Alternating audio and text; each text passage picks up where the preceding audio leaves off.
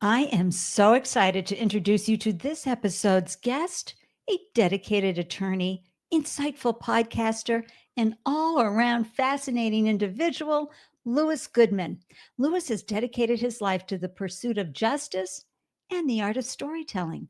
He's a seasoned attorney based in the San Francisco Bay Area with a legal career spanning over 4 decades.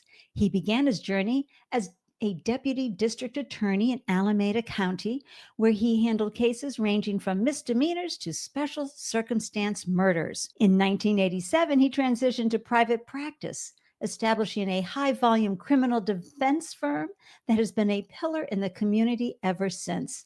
Beyond the courtroom, Louis is the charismatic host of the Love Thy Lawyer podcast, a show that delves into the lives and experiences of legal professionals, offering listeners a unique glimpse into the world of law. And when he's not advocating for his clients or engaging in thought provoking conversations on his podcast, Louis enjoys foil boarding, cycling, snowboarding, and indulging in his love for movies and literature. Oh my gosh, welcome to the Don't Be Caged by Your Age podcast, Louis. I'm so happy you're here. Well, thanks so much for having me, Andy. It's a pleasure to be here. Listeners and viewers, I met Louis at PodFest 2025, which is the best gathering conference for indie podcasters. It was so much fun to meet you, Louis, and we had a great time there, right? Absolutely. I think everyone had a great time. It was such a wonderful experience meeting all people who are doing podcasts and are doing the kind of things that we're doing right here. That's right. And because it's indie podcasters, folks, the stories are even more interesting because it's what they're really passionate about, not what they got hired to do. So it was a lot of fun. And I am so honored to have you on the show and hear how you're shattering age related expectations and shattering also those stereotypes that are out there for what we're supposed to be doing after 65. So, Louis, you know, we're all about aging out loud and proud on the podcast. Share with everybody, how long has the world been enjoying your presence? How many years? 71 fascinating years. 71 fascinating years. That's the way to frame it up. I love it. And we know that you're hanging out in the San Francisco Bay Area. And clearly, you're a multifaceted and fascinating guy. What has kept you passionate about practicing law for so many decades? You know, I think lawyers are born rather than made. And in my podcast, I interview a lot of lawyers, and invariably, I would say invariably, it's law, so there's always an exception. But generally speaking, when you talk to lawyers and you say, when did you first start thinking about being a lawyer? They say, oh, when I was 6 years old, my grandmother told me that I was so argumentative about things, I'm going to be a lawyer. And so I think that I kind of fall into that category myself. I kind of grew up in, junior high, being on the debate team and that sort of thing, and went to college with a history, poli-sci, psych kind of major. And Any performing arts? Because I always think that attorneys, they have to get up there, especially defense attorneys or anyone in court, right? Litigating, you've got to be able to have some performance background in you. How do you get prepared to be up there? And now I know I do a lot of fake fiction justice shows, but I also heard Michael Popok, who I follow on the Midas Touch Network and Legal AF, and he actually did go and get an undergrad in musical theater and all of that. So I understood how that flowed for him. But how about you? How did you know how to not just have to read off your notes and get the jury engaged? well, as I say, I did a lot of debate team Yeah. stuff, and that's kind of performance oriented. And I always knew in law school that I wanted to be a courtroom lawyer. So when the district attorney's office opportunity came up, that was really great because it allowed me to go to trial, go in front of judges, put on preliminary hearings, put on jury trials. It gave me a chance to try over 50, 60 cases to jury verdict. And so it was really a great experience being a courtroom litigator. When I first left the DA's office, I took those same interests and skills into the defense side of things. But now I have kind of a different interest and a different focus in terms of the practice. I'm more interested in the marketing aspect and the client development aspect, the podcast. And so things that I really had very little interest in when I first started practicing, the business side of things, Mhm. I now have a lot of interest in. And the good news for me is I have a great team that I work with here. And so I have another attorney who goes to court for a lot of my cases. I know I still go to court a fair amount, but he's able to take some of that burden off of me. I have a wonderful secretary, office manager who Yeah. takes care of things. And so it's really allowed me to practice in the way that I want to practice as I've kind of matured into this aspect of it. And I also am curious how you kept your spirits up because you were, as a litigating attorney, seeing some pretty tough sides of life, both in the DA's office, but also in your own practice. So, how did you maintain a frame of mind that you wanted to stay in the practice of law? Well, I think that going to court is kind of like going to high school. You go to high school, you go there ostensibly because you're studying, geometry, algebra 2, American history. But the real reason you show up at high school is because you want to see your friends and the kind of extracurricular activities that go with that.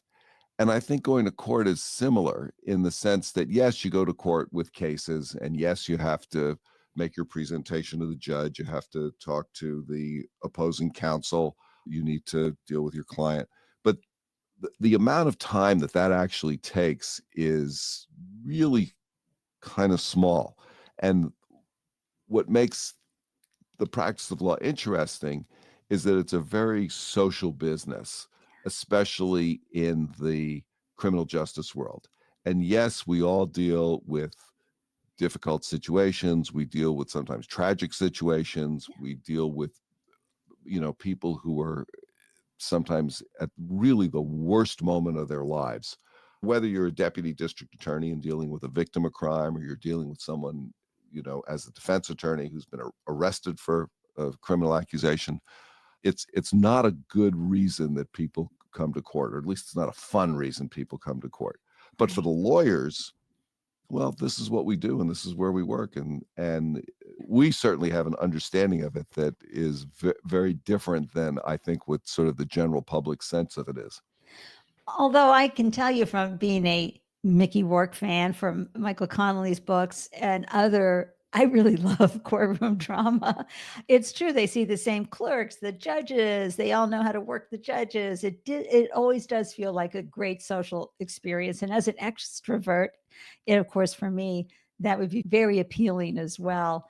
And as you've aged in the practice of law, have you faced any challenges from folks saying, "Come on, Louis, what are you still doing here? You should be retired by now." Has anybody hit you up about that? Occasionally, to be honest about it, law is one of those things where you kind of get better with age. I mean, at some point, if you're losing your mind, it's going to be a problem. But fortunately, I haven't gotten quite to that point. And I think that having experience and seeing Yeah, cases over and over again, dealing with people over and over again, and having that sense of perspective that comes with a certain amount of age is a huge advantage. yeah, So I think that it's that if you have an interest in continuing to do it, that it's the thing to do. And I'll also say that being involved in the criminal side of things, they say in law that that in criminal law you see bad people at their best, and in civil law you see good people at their worst. And so there's a certain camaraderie among all of us yeah. who deal with this, and it just kind of works. Yeah, and that's an important ingredient as we age, as we go into older adulthood in our 60s, 70s, 80s. You're fulfilling a really important need that we have, which is to be connected, to be involved, to have those daily conversations with folks, and to be working toward a goal and having some purpose. How is it because you said you really are enjoying the marketing side, the biz dev side of your business right now. And how is it with getting clients? Are they comforted by the fact that you're 71 and you're have all this great experience behind you? I think so. Yeah. Yeah, And I think so. and nobody's going, yeah, again, I'm just bringing up the ageism that so many other folks see in their line of work, which is, yeah, what are you doing here? Aren't you too old to be doing this? And I'm getting the sense from you, Louis, that the law is a great way to glow as you age. Yeah, and I also think that from just a very, personal perspective, first of all, I just have a lot of gratitude that I'm able to do the work and that I've Right.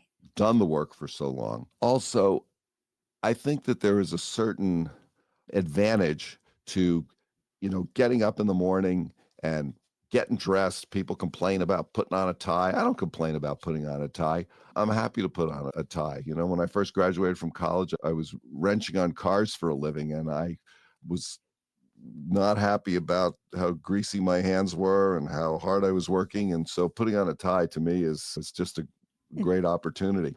But there's that, that getting out of bed and doing something and contributing. And I've given this some thought. And if I going on a little bit, but let me just, if I may, I think that working and keeping your skills up, it's kind of like going to the gym. It's a diminishing asset. And if you don't use it, you're going to lose it. And the other thing is that I think, it's been said, like, for those of us for whom much has been given, that much is expected.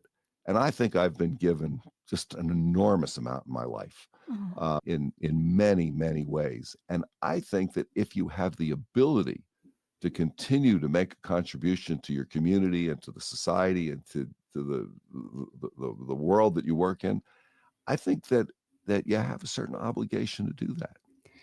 and that's ageless, everyone. Yeah. Right? Oh, That you yeah. can do that to your last breath, to contribute to the world. I love that. Thank you for sharing that insight. Folks, we're chatting with Louis Goodman, a criminal defense attorney and host of the popular Love Thy Lawyer podcast.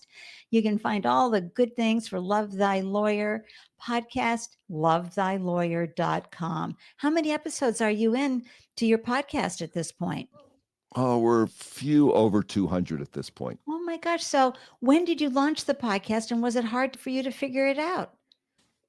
I launched it in the spring of 2020 at sort of the height of COVID. I'd been listening to podcasts for quite a while, and I still listen to a lot of podcasts. I really like the medium. And we weren't going to court. Everything on court was on Zoom calls. And so all of a sudden I had this time on my hands, and I thought, I'm not seeing the people who I normally see in court. Remember, I mentioned that court is kind of social. And I thought, well, maybe if I start a podcast, I can talk to and interview my friends. And that was basically the idea of it. And then I had to kind of figure out how to do it. And so I did the research and Right. Got figured yourself a it good out. mic. Yeah. Yeah. But also h- how to set it up. And so if I can put in a plug here, Please uh, plug the away. Buzzsprout is a company that I use to host my podcast with, and they have I think it's like a 10 episode podcast that says how to start your podcast. And basically what I did is I rode my bicycle around and listened to all 10 episodes, and I didn't do anything. I just listened to it. And then I thought, okay, well, I could do this. And then I listened to each episode, did exactly what they said to do. And at the end of the 10th episode, I pressed a button and I had a podcast that went out to the world. And Uh, there it was. yeah. And you can plug Buzzsprout any day of the week. Yeah, I've been podcasting since 2012, folks. Don't be caged by your age is my sixth podcast. Buzzsprout makes my heart sing with joy. I have two of my prior podcasts housed there: Startup Life Show with Andy Lyons and Your Ink Story, a podcast I had for a while telling the stories behind people's tattoos. And now, of course, Don't Be Caged by Your Age is on Buzzsprout. And just the experience is so good. And I did not know about the 10 episodes on how to launch a podcast. So I'm going to share that with my New England podcasters group, which is a local New England regional community where we meet up every month in person. But I also want to take this time to encourage everyone, think about podcasting, because look what Louis did. And I did something very similar. I had a monthly pitch event here in Boston for startup founders, Louis. And when we got shut down really early in March, I was like, whoa, my batteries need juicing by talking to people. What am I going to do? Well, I had been a live stream host over the years. So I said, I'm going to go live twice a week. And it kept me engaged and it kept me conversing with folks, connecting. It was so wonderful. And folks, it's very easy to launch a podcast. And it's a great way if you can't leave home, if you're physically suffering from different challenges, you can easily do it from your home and still feel like you're part of the world. And the way it gets shared, it can be shared around the world so easily. So thank you for sharing that. And how did you come up with the name Love Thy Lawyer, which, by the way, is a brilliant name? I don't know. I was just talking with some friends and family one night. We had dinner and I said that I was thinking about doing this podcast, and we were just kind of spitballing names, and I don't know, There that you one go. came out and we just kind of liked it. And so I Googled it to see if that domain name had been taken yet. And it wasn't. So I went in there and There you go. the domain name. You nabbed it. Perfect. That's just how easy that is to do. And what has the response been? How was it finding guests? How did your guests enjoy the conversations? And you talk about all aspects of law, or do you just talk about the life of a lawyer? I'm more focused on people's lives and careers. Like the kind of questions that I ask people are: where'd you grow up? Where'd you go to school? How'd you decide to Right. be a lawyer? Tell us a little bit about your career. What's that like? How's that fit in your family? And then I've got a couple of, I don't know, questions I ask everybody that I just Yeah. sort of, I'm always interested in their answer. One of the things I always ask everybody is, let's say you came into some real money, $3 or $4 billion. Like, what if anything would you change in the way you live your life? So anyway, but And did most of them say they'd still practice law, or are they off and running? most of them do say that they would still continue to do what they're doing, but that they would, make certain adjustments in it, in the way they do it. Yeah. I think, because I think most people who are practicing law, especially doing the criminal stuff, are really, really it's a calling, and Yeah. they really feel like they're doing something positive. So I love that, something fierce. And of course, again, as a fan of legal fiction, I will listen to an audiobook any day of the week of a good legal thriller. well, let me, if I may, make a recommendation to you, Thank you. which is Bonfire of the Vanities by Tom Wolfe. Now, I read that, what, 1980, what, Yeah, five? it's been around for a long time, but I will tell you that book, and I've looked at a lot of books about law and that sort of thing, but that book really gets it. It really gets the criminal justice system. So Wow. if I may listen to that the next time I do one of my jigsaw puzzles. I love that combo of puzzling and audiobooks. Listeners, are you enjoying this conversation as much as I am? If so, please take a moment to support Don't Be Caged by Your Age. You can show your support by buying me a coffee. Of course, that's figuratively, not literally. It's a simple way to say thanks and help fuel more inspiring episodes that help shatter ageism and help folks thrive after 65. Just head to buymeacoffee.com/Andy Lyons. Every cup makes a difference, and I will clink, clink, and thank you for your contribution. Thank you so much. So let's talk about some of the things that you're doing to help you thrive as you continue to practice law. And having outside interests are so important. And of course, moving the body is key. But one of the things you're doing, I have never heard about, which is foil boarding. I've heard of kiteboarding, but what the heck is foil boarding? Well, let me just go back a little bit. Back in the, I guess it must have been the 1980s, I started windsurfing and I became very interested in it. And, I don't want to overstate my abilities, but, Did you do it in the Bay? fairly good. Yeah, in the bay and the ocean. Yeah. My husband did too in the Yeah. early 80s. He had a blast. Yeah. And then, I don't know, sometime in the early 2000s, I started kiteboarding and I did that for quite a while. And then this new thing came out, which was foil boarding using a wing. And I just Where's the wing, Louis? it's Give just us an well, image. instead of using a sail or a kite, you have it's like a wing. It's an inflatable wing that you use to power the foil board, and the foil is underneath the board so that you ride up out of the water on it. And what I should I have done was I'm gonna have to get some photos, folks, and put them in to the video because I have never heard of this. I'm so excited to explore. Listeners, viewers, if you have ever foil boarded, I want to hear about it. Or if a loved one knows anything about it, I want to hear more about your experiences because personally, I can't imagine standing up on the surfboard. I was never good at that. And I don't mind lying face down and paddling on a surfboard, but standing up, even though I was skiing from the age of 4. I I don't know whether you can see this, but Okay, let me put you into the full screen here. all Okay, right. hold on.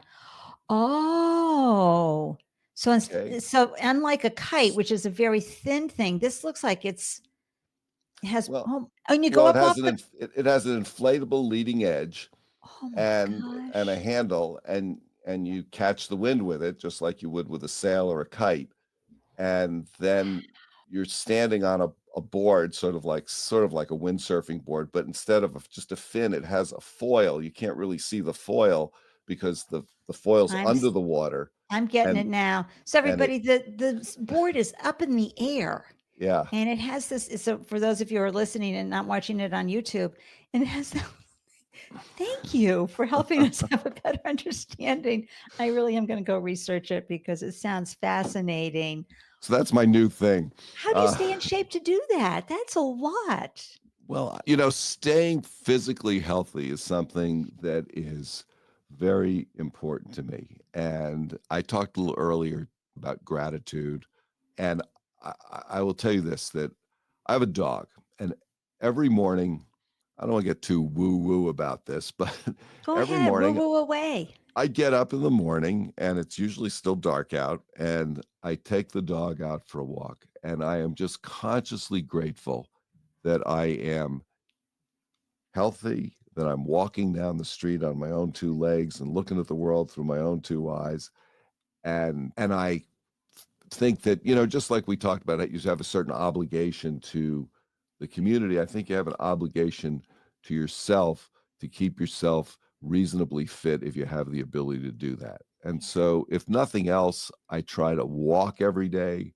I ride my bike. I got a little weight set in my office, and I just hit the weights a little bit, just like between things, Good, uh, good. and I just think it keeps me physically engaged and it keeps me mentally engaged, and I think that Absolutely.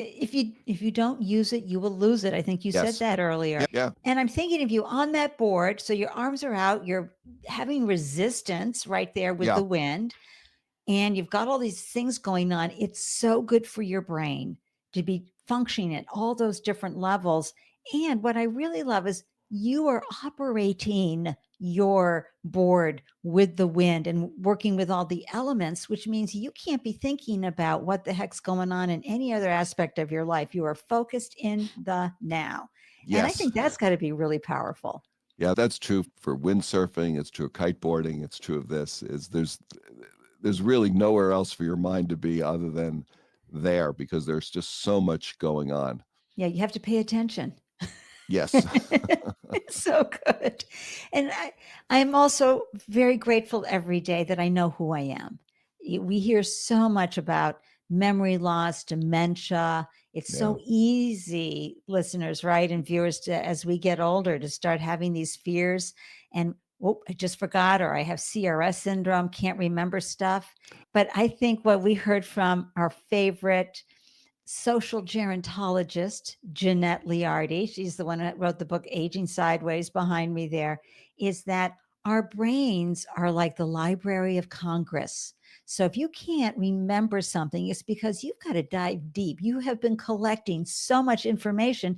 And I think of you, Louis, my gosh, all the law that you've practiced and had to learn over the years, all the different cases and the court procedures and everything, it can easily take longer to retrieve information versus the small filing cabinet that maybe a 25 or 35-year-old has, with all due respect to our younger generations. But I also feel that you have enough of a fascinating past behind you, right? But also an exciting future ahead of you. And so as you practice daily habits, mindset, habits and physical habits every day. Remember, you do have a future, listeners and viewers. You have something ahead of you to look forward to, even if you are struggling physically.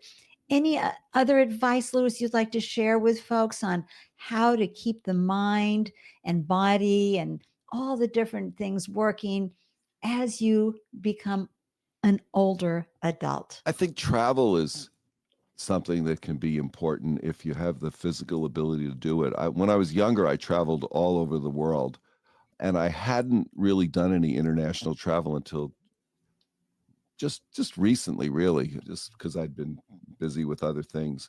And the travel these days is in some ways so much easier than it used to be because I traveled in the days where you needed to have traveler's checks and that sort of thing, and now you just use your credit card every place. It works perfectly. You use Well, your that's the ATM card. optimist talking, because I always was, if you have time to spare, go air. So you're the you're the first one I said traveling is easier. Wow. I love that perspective. A- And the other thing is, when I traveled when I was younger, I was traveling on a, very strict budget. I didn't have money for Right. anything, but I saw things, and and now I have less time because I need to run my practice, and so I end up putting a little more money into the travel rather than the time into the travel. And if you, I said earlier, I asked people, what would you do if you came into some real money, $3 or $4 billion? Well, I don't have $3 or $4 billion, but I do have enough money to live what I call Lewis's billionaire. Lewis's billionaire lifestyle. I love it. The Lewis's billionaire lifestyle, which is I don't have $1 billion, let alone three or four, but I do have enough money to buy a business class ticket if I'm going on a long flight, Oh yeah. and it's wonderful. Yeah, I don't I'm listeners and viewers, I just have to tell you, your gal here, the goddess, I am high maintenance. I will save all my pennies and do whatever I can with points to only fly business class. Absolutely. But if you have it or you can use your points, it really is the way to go. And you're right. Again, it gets you out of your daily routine and it can be a car ride. Even if you drive 3 hours somewhere, you're getting out of the house, you're getting out of your daily routine, and you're taking in new sights and sounds. Now, of course, I live in New England where you can go to every single state in one day, and I have done it. So I know for sure how that works. And so there's so much to see.